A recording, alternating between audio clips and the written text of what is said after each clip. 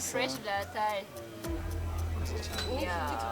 hanyuma watuzanira agafagitire nawe ese igihe twamaranye nta kazi ufite n'amafaranga ufite nigeze mbagurira nigeze nkubwira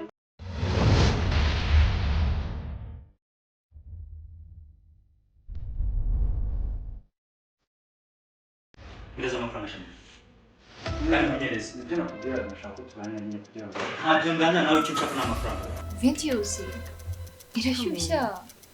oya iyi ntabwo ishyushye Cyane ndetse umuntu adafite adafite uyu aka kanya isubona inshuti yawe simi ngo bam nabimenya nazaraka kanya wisona inshuti yawe shema ati ba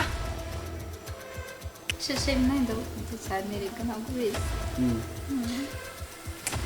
mbona narabona iki